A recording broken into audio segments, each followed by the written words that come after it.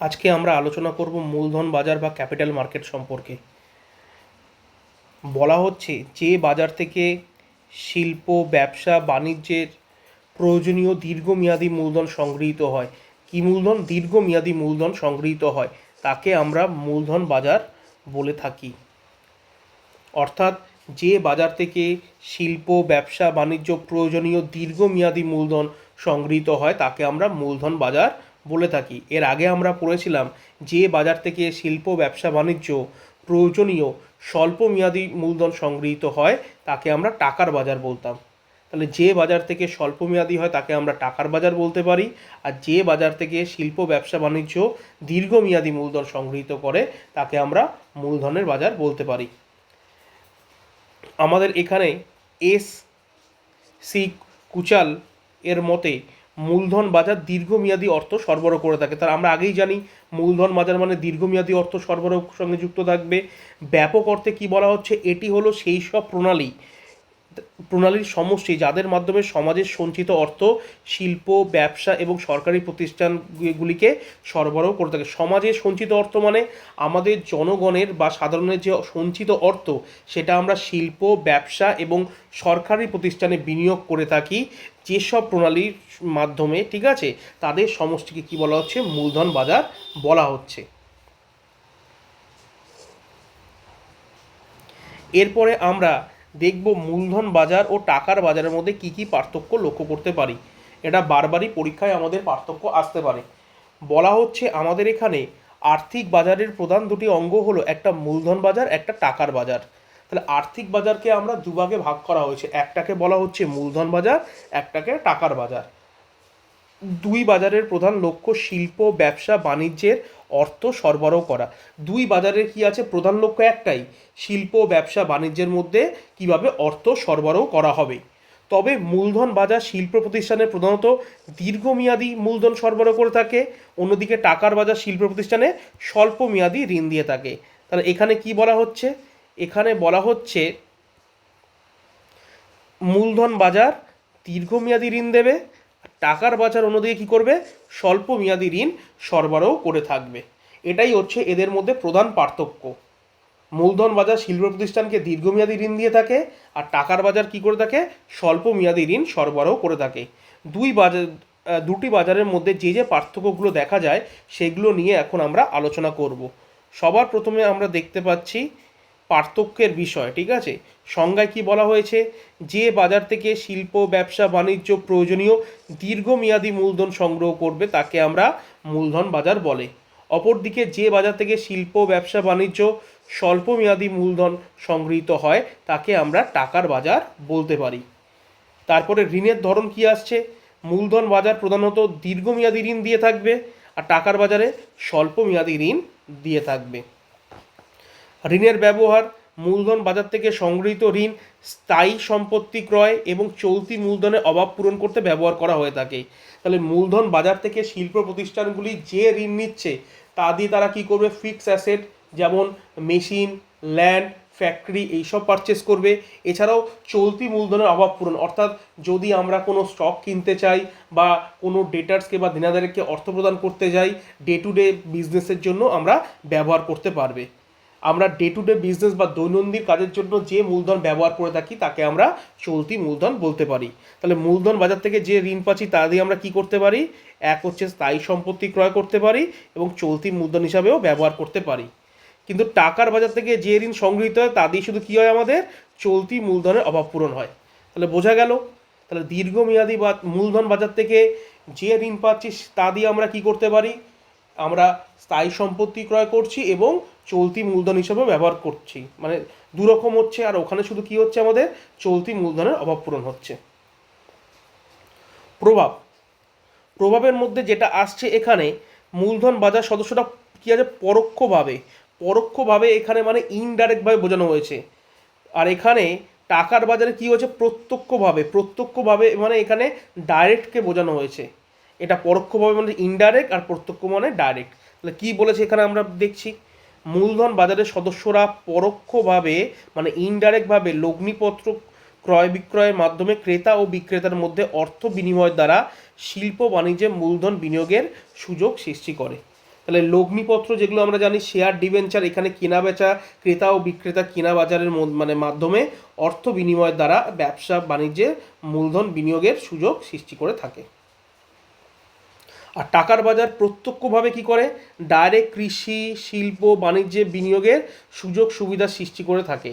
যেরকম কৃষিক্ষেত্রে টাকার বাজার ঋণের ব্যবস্থা করে থাকে। এই যে আমরা ঋণ দিচ্ছে টাকার বাজার, এটাই কি করছে, ওরা বিনিয়োগ করে থাকছে। তাহলে এখানে প্রত্যক্ষভাবে, এখানে পরোক্ষভাবে। স্বার্থ রক্ষা, এখানে কি হচ্ছে, লগ্নিকারকদের অর্থ নিয়ে তাদের স্বার্থ রক্ষার জন্য মূলধন বাজার বিনিয়োগের ব্যবস্থা করে দেয়। এবং টাকার বাজার আমানতকারীদের অর্থ নিয়ে নিজেদের স্বার্থ রক্ষার্থে বিনিয়োগের ব্যবস্থা করে দেয়। তাহলে মূলধন বাজারে সাধারণত কারা থাকে, লগ্নিকারকরা থাকে। আর টাকার বাজারে কারা থাকে, আমরা আমানতকারীদের থাকে, অর্থ থাকে। আনুষঙ্গিক কাজ, লগ্নিকারকদের পক্ষে মূলধন বাজার যে সমস্ত কাজ করে তাকে আমরা গৌণ কাজ বলতে পারি। আর টাকার বাজারে আমানতকারীদের হয়ে এমন কোনো কাজ করে তাকে আমরা মুখ্য কাজ হিসাবে জেনে থাকি। তাহলে মেন এখানে পার্থক্যগুলো আলোচনা করব। আমরা এখানে পরীক্ষায় যে কোনো 4টে বা 5টা লিখব। সবার আগে লিখব যে আর্থিক বাজারকে দুটি অঙ্গ হচ্ছে মূলধন বাজার এবং টাকার বাজার, এবং লক্ষ্যটা লিখে আমরা এভাবেই শুরু করব যেভাবে দেওয়া আছে বইতে। পরে আসছে মূলধন বাজারের প্রকৃতি বা বৈশিষ্ট্য কী, আমাদের ফিচার্স আর নেচার সম্পর্কে এখানে আলোচনা করা হয়েছে। মূলধন বাজারের বৈশিষ্ট্যটা বইয়ের থেকে আমি এখানে একটা অন্য বইয়ে ভালো পেয়েছি, সেটাই আমি তোমাদেরকে পড়িয়ে দিচ্ছি, ঠিক আছে? এটা পারলে লিখে নেবে। বলেছে মূলধন বাজারের প্রধান বৈশিষ্ট্যগুলো হলো মূলধনের প্রবাহ, মূলধন বাজারের সঞ্চয়কারীদের কাছ থেকে কারবারি প্রতিষ্ঠানের কাছে মূলধন প্রবাহ হয়ে থাকে। অর্থাৎ আমরা আগেই জানি যে সমস্ত আমাদের কি আছে, জনগণের টাকা কি করে, আমাদের মূলধন বাজারের মাধ্যমেই আমাদের বিভিন্ন কারবারি প্রতিষ্ঠান, শিল্প প্রতিষ্ঠানে এসে থাকে। মধ্য এবং দীর্ঘমেয়াদী মূলধনের উৎস, মূলধন বাজার হলো মধ্য ও দীর্ঘমেয়াদী মূলধনের উৎস। অর্থাৎ মূলধন বাজার থেকে যে ঋণ পাওয়া যায় সেটা সাধারণত কী হয়ে থাকে, আমাদের মধ্য এবং দীর্ঘমেয়াদী মূলধনের উৎস হিসাবে জানতে পারি। আচ্ছা, মধ্যমেয়াদী কি, 1 বছরের কম হলে স্বল্পমেয়াদী, 1 বছর থেকে 5 বছরের মধ্যে হলে মধ্যমেয়াদী, এবং 5 বছরের ঊর্ধ্বে হলে তাকে আমরা দীর্ঘমেয়াদী বলতে পারি। এই বাজার থেকে কারবারি প্রতিষ্ঠানগুলো মধ্য ও দীর্ঘমেয়াদী, ঠিক আছে, মূলধন সংগ্রহ করে থাকে। দুটি অংশ, মূলধন বাজার দুটি অংশে বিভক্ত, একটা হচ্ছে প্রাথমিক বাজার, একটা গৌণ বাজার। প্রাথমিক বাজারে নতুন লগ্নিপত্র প্রথমবার বিক্রি করা হয়, আর গৌণ বাজারে বিদ্যমান বা পুরনো লগ্নিপত্রের ক্রয় বিক্রয় হয়। অর্থাৎ এখানে আমরা কি হয়েছে, দুটি অংশ দেখতে পাচ্ছি মূলধন বাজারে, একটা প্রাথমিক বাজার, একটা গৌণ বাজার। যে বাজারে নতুন লগ্নিপত্র ক্রয় বিক্রয় হয় বা প্রথমবার বিক্রি করা হয় তাকে আমরা প্রাথমিক বাজার বা নতুন বিলি বাজার বলতে পারি। আর অন্যদিকে যে বাজারে পুরনো লগ্নিপত্র ক্রয় বিক্রয় হয় তাকে আমরা কি বলতে পারি, আমরা গৌণ বাজার বা শেয়ার বাজার বলতে পারি। গৌণ বাজারের আরেকটা নাম হচ্ছে শেয়ার বাজার, আর হচ্ছে আমাদের প্রাথমিক বাজারের একটা নাম হচ্ছে নতুন বিলি বাজার, সেটা আমরা পরে জানতে পারবো। 4 নম্বর পয়েন্টটা বেশি ইম্পর্টেন্ট আছে, ভালো করে দেখো। মূলধন বাজারের অবস্থা মূলধনের চাহিদা ও যোগানের অন্তঃক্রিয়ার ওপর নির্ভর করে। কারবারি প্রতিষ্ঠান মূলধনের চাহিদা সৃষ্টি করে, অর্থাৎ কারবারি প্রতিষ্ঠানের মূলধনের চাহিদা থাকে এবং সঞ্চয়কারীদের কাছ থেকে মূলধন যোগান পাওয়া যায়। সেই টাকাটা কারা দেয়, সঞ্চয়কারীরা তাদের টাকা এইসব মূলধন যোগান দিয়ে থাকে। অর্থাৎ শিল্প প্রতিষ্ঠানের অর্থের দরকার, আমরা জনসাধারণ আমরা কি করে থাকি, সেটাকে আমরা যোগান দিয়ে থাকি। তাহলে শিল্প প্রতিষ্ঠানের চাহিদা আছে এবং আমরা কি করছি, সেই মূলধনটা যোগান দিয়ে থাকছি। তার জন্য এখানে বলা হয়েছে মূলধন বাজারের অবস্থা মূলধনের চাহিদা ও যোগানের ঠিক আছে, ক্রিয়ার ওপর নির্ভর করে। আর্থিক দলিল, এখানে বলা হচ্ছে কি কি, তাহলে মূলধন বাজারে আর্থিক দলিল থাকতে হবে। একটা হচ্ছে ইকুইটি শেয়ার, অগ্রাধিকার শেয়ার, প্রেফারেন্স শেয়ারের নাম অগ্রাধিকার শেয়ার। শেয়ারকে দুভাগে ভাগ করা যায়, একটা হচ্ছে ইকুইটি শেয়ার, একটা প্রেফারেন্স শেয়ার। তারপর হচ্ছে ঋণপত্র বা যাকে আমরা ডিভেঞ্চার বলতে পারি, বন্ড প্রভৃতি আর্থিক দলিল ক্রয় বিক্রয়ের মাধ্যমে মূলধন বাজারে মূলধনের প্রভাব করে। তাহলে কি কি, ইকুইটি শেয়ার, প্রেফারেন্স শেয়ার, ঋণপত্র এবং বন্ড প্রভৃতি আর্থিক দলিল ক্রয় বিক্রয়ের মাধ্যমে মূলধন বাজারে মূলধনের প্রবাহ ঘটে। এই দলিলগুলো লগ্নিপত্র হিসাবে পরিচিত। তাহলে এই দলিলগুলোকে আমরা কি বলতে পারি, লগ্নিপত্র হিসাবে বলতে পারি, ঠিক আছে। তাই মূলধন বাজারকে লগ্নিপত্রের বাজারও বলা হয়ে থাকে। তাহলে পরীক্ষায় আসতে পারে। লগ্নিপত্রের বাজার কাকে বলে? তাহলে মূলধনের বাজারকে লগ্নিপত্রের বাজার হিসাবেও বলা হয়ে থাকে। তারপর হচ্ছে তারল্য। যখন টাকার দরকার হয় তখন লগ্নিপত্রের ধারক মানে যাদের কাছে লগ্নিপত্র আছে, তাদের লগ্নিপত্র মূলধন বাজারে বিক্রি করতে পারে। তাহলে যার কাছে ওই লগ্নিপত্র অর্থাৎ ইকুইটি শেয়ার বা আছে, তারা কি করতে পারে? মূলধনের বাজারে কোন বাজারে? গৌণ বা শেয়ার বাজারে বিক্রি করতে পারে। আমরা কিন্তু কখনোই প্রাথমিক বাজারে বিক্রি করতে পারবো না। আমার কাছে যে লগ্নিপত্র আছে আমরা গৌণ বাজার বা শেয়ার বাজারে বিক্রি করতে পারবো। তাই এই বাজারকে লগ্নিপত্র বিনিয়োগে তারল্য প্রদান করে। অর্থাৎ আমার কাছে কোনো লগ্নিপত্র আছে, আমি মূলধন বাজারে বিক্রি করলে সঙ্গে সঙ্গে অর্থ পেয়ে যাব। অর্থাৎ তাহলে কি আছে? আপনার লগ্নিপত্র বিনিয়োগে তারল্য প্রদান করে। যেহেতু মূলধন বাজারের লগ্নিপত্রগুলি মধ্য ও দীর্ঘমেয়াদী, তাই টাকার বাজারের লগ্নিপত্রের চেয়ে এগুলো তারল্য আপেক্ষিত কম। ঠিক আছে? মূলধন বাজারের লগ্নিপত্রগুলি মধ্য ও দীর্ঘমেয়াদীতে টাকার বাজারের লগ্নিপত্রের চেয়ে এগুলো তারল্য অপেক্ষাকৃত কম। আচ্ছা, টাকার বাজার মানে কি? আমি এক্ষুনি চাইলে টাকা পেয়ে যাব। মূলধন বাজারে কি আগে বিক্রি হবে, তারপর আমি ওটা টাকা পাবো। বোঝা গেছে? টাকার বাজার মানে এখানে আমরা ব্যাংকে বুঝতে পারি, ব্যাংকে আমি যদি যাই আমি আমার টাকা সঙ্গে সঙ্গে পেয়ে যেতে পারি। কিন্তু মূলধন বাজারে কি? যদি শেয়ারটা আমরা বিক্রি হলে তার দুদিন পর আমরা টাকা পাবো। তাহলে এখানে তাহলে মূলধন বাজার কি করে? লগ্নিপত্রকে তারল্য প্রদান করে। কিন্তু যদি দেখা যায় টাকার বাজার ও মূলধন বাজারের মধ্যে কার তারল্য সব থেকে বেশি, তাহলে কার তারল্য বেশি হবে? টাকার বাজারের তারল্য আমরা এখানে বেশি দেখতে পাবো। ঠিক আছে? মূলধন বাজারের তারল্য টাকার বাজারের থেকে কম।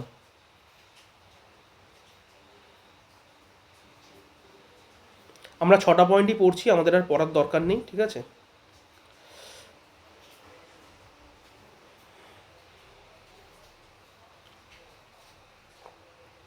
ভারতীয় মূলধন বাজারের কাজ। ভারতীয় মূলধন বাজারের উল্লেখযোগ্য কাজগুলি কী হচ্ছে? আমাদের শিল্প, বাণিজ্য স্থাপন এবং সম্প্রসারণে সাহায্য করা।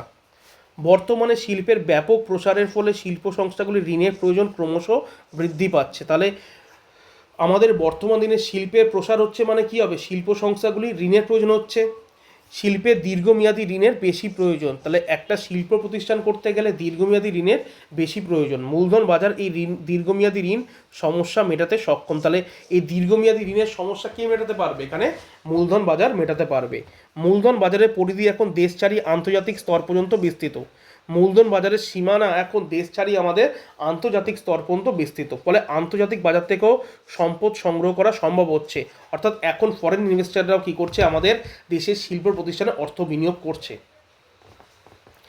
তাই তাছাড়া ছোট ছোট বিনিয়োগকারীরাও বর্তমানে এই বাজারে প্রবেশ করছে। বর্তমান দিনে ছোট ছোট যে শিল্প বিনিয়োগকারীরাও আছে, ঠিক আছে, তারাও কি করছে? এই বাজারে প্রবেশ করছে। যার ফলে দেশে মোট সঞ্চয়ের একটি বড় অংশ মূলধন বাজারের মাধ্যমে সংগৃহীত হয়।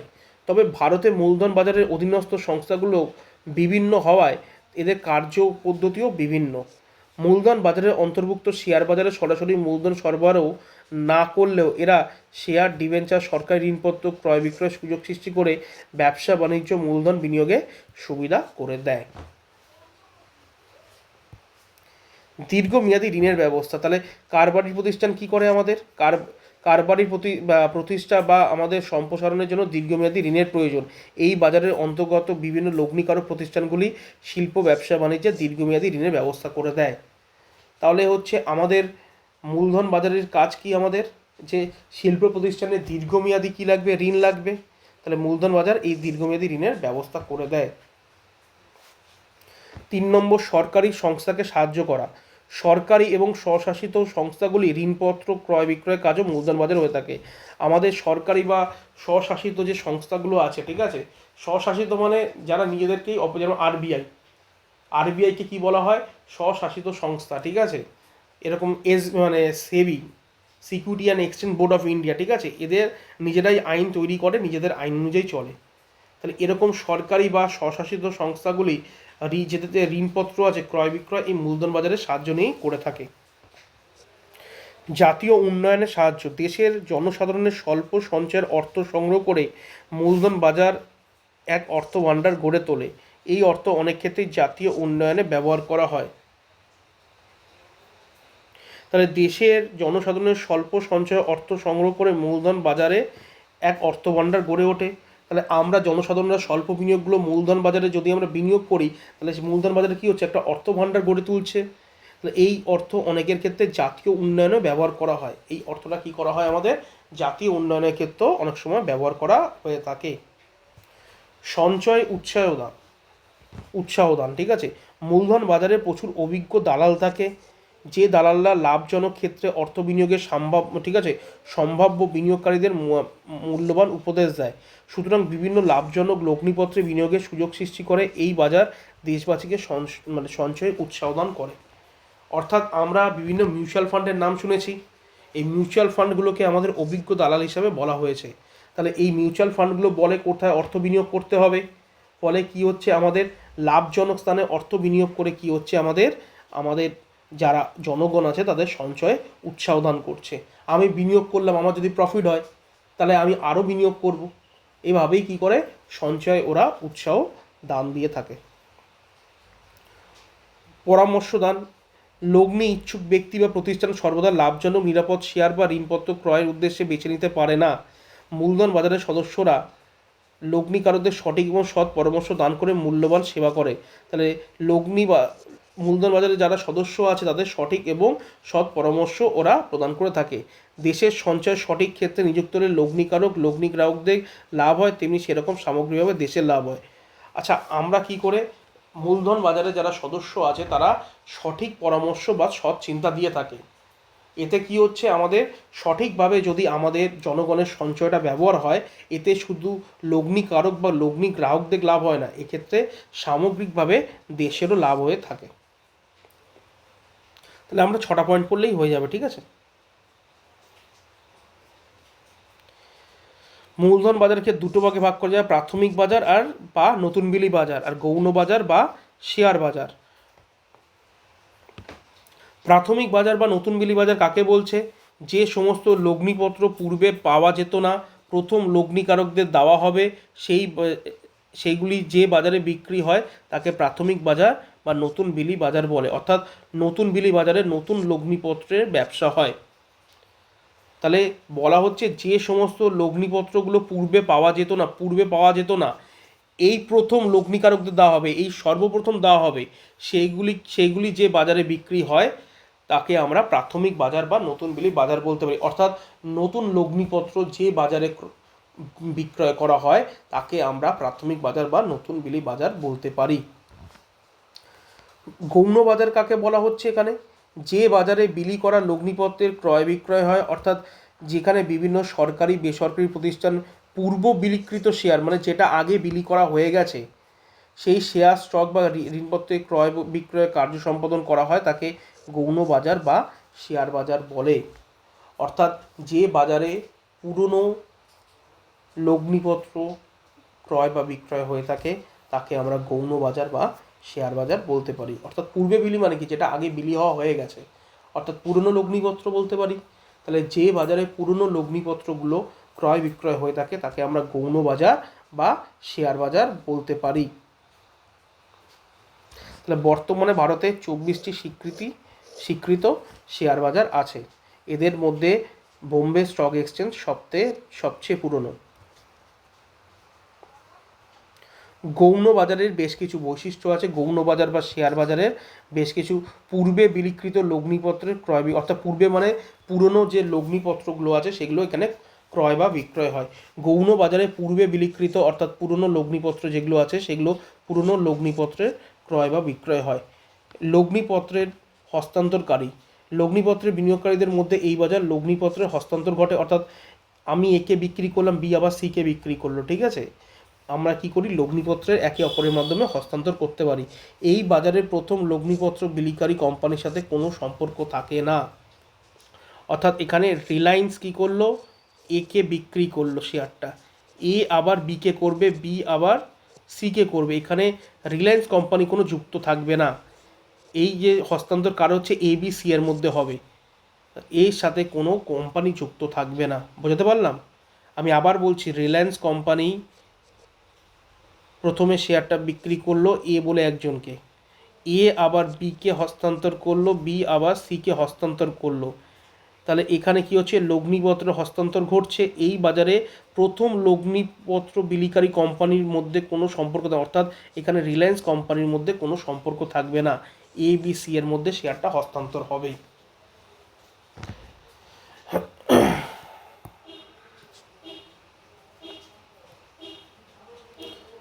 তহবিলের প্রবাহ, লগ্নিপত্রের ক্রয় বিক্রয়ের ফলে এই বাজারের প্রথম বিনিয়োগকারীর কাছ থেকে অন্য বিনিয়োগকারীর কাছে তহবিল প্রবাহ ঘটে। মূলধন গঠনে এই বাজারে কোনো প্রত্যক্ষ ভূমিকা থাকে না। লগ্নিপত্রের ক্রয় বিক্রয়ের ফলে এই বাজারে একজন বিনিয়োগকারীর কাছ থেকে অন্য বিনিয়োগকারীর কাছে তহবিলের প্রবাহ ঘটে। অর্থাৎ এ যদি বিকে আমরা শেয়ারটা দেয়, তাহলে বি টাকাটা কাকে দেবে, একে দেবে না, তাহলে বি এর টাকাটা এর কাছ থেকে আসবে। আবার বি যদি সিকে দেয়, সি এর টাকাটা কী হবে, বি এর কাছে আসবে।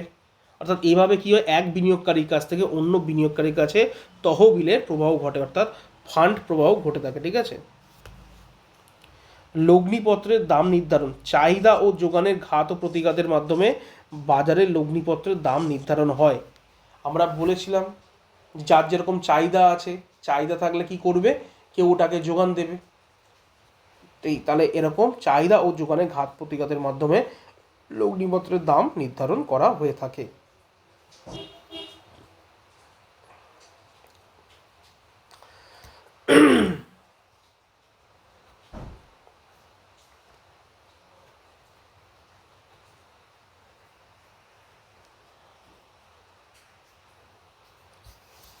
আচ্ছা, পরে নতুন বিলি বাজার বা প্রাথমিক বাজার, শেয়ার বাজার বা গৌণ বাজারের মধ্যে কি কি পার্থক্য আমরা লক্ষ্য করতে পারি।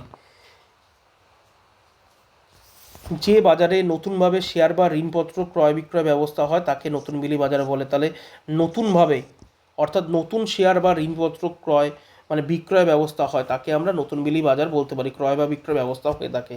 এটি নতুন লগ্নিপত্র ক্রয় বিক্রয় বাজার। আর লগ্নিপত্র ক্রয় বিক্রয় এবং লেনদেনের ব্যবসার কাজে সাহায্য, পরিচালনা, নিয়ন্ত্রণ করতে যে সকল নিবন্ধিত এবং অনিবন্ধিত সমিতি, সংগঠন বা ব্যক্তিগোষ্ঠী স্থাপিত হয় তাকে শেয়ার বাজার বলে। শেয়ার বাজার এমন একটি বাজার যেখানে দ্রুত ন্যায্য মূল্যে শেয়ার হস্তান্তর করা হয়। ঠিক আছে, এখানে একটা ডেফিনেশন দিয়েছে, কিন্তু আমরা কি বলতে পারি, যে বাজারে, আমরা আগে ডেফিনেশনটা দেব এখানে,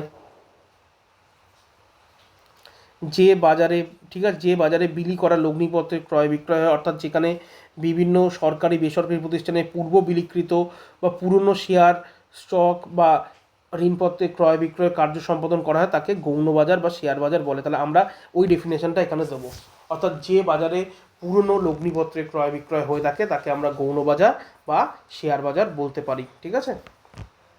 লগ্নিপত্রের প্রকৃতি কী বলেছে, নতুন বিলি বাজার নতুন লগ্নিপত্রের ব্যবসা করে। তাহলে নতুন বিলি বাজারে কী হবে, নতুন লগ্নিপত্রের ব্যবসা করে থাকবে।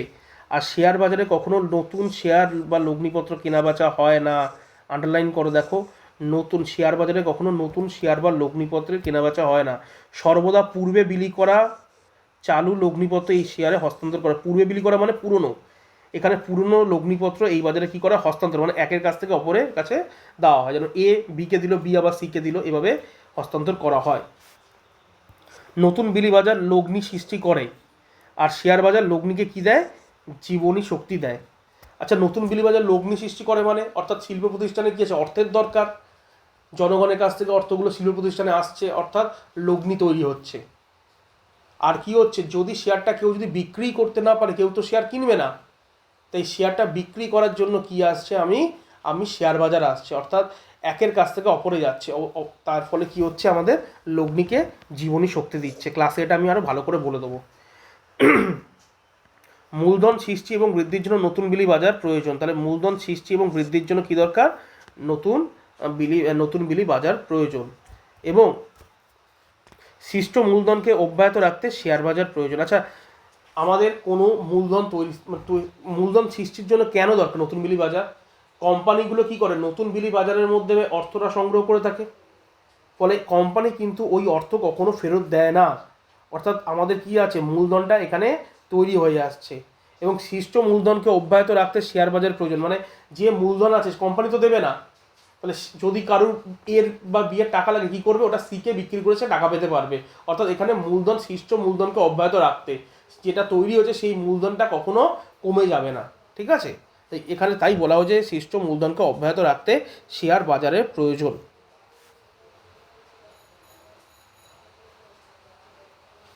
নতুন বিলি বাজার তার ব্যবসার পরিপূর্ণতার জন্য কোনো কেন্দ্রীয় নিয়ন্ত্রণাধীন বা প্রশাসনের অধীনে নয়, কিন্তু সুনির্দিষ্ট নিয়মকানুনের বিধি বা উপবিধি অনুসারে শেয়ার বাজারে কাজকর্ম করতে হয়। তাহলে এখানে নির্দিষ্ট সেরকম কোনো নিয়ম নেই, কিন্তু শেয়ার বাজারে নির্দিষ্ট নিয়মকানুন মেনে কাজ করতে হয়। নতুন বিলি বাজারের বিশেষ স্থানে আবদ্ধ নয়, এই বাজারে কোনো ভৌগোলিক অস্তিত্ব নেই, কিন্তু শেয়ার বাজার দেশের বিভিন্ন বড় শহর বা শিল্পকেন্দ্রে নির্দিষ্ট স্থানে অবস্থিত আছে। অর্থাৎ এর সাধারণত ভৌগোলিক কোনো অস্তিত্ব নেই, এর আমাদের অস্তিত্ব আছে।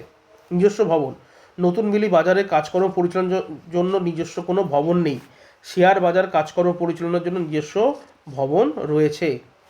নতুন বিলি বাজার, নতুন যে কোম্পানি নতুন শেয়ার বিলি করে সেই কোম্পানির প্রধান কার্যালয় থেকে শেয়ার বিলি কাজকর্ম পরিচালিত হয়।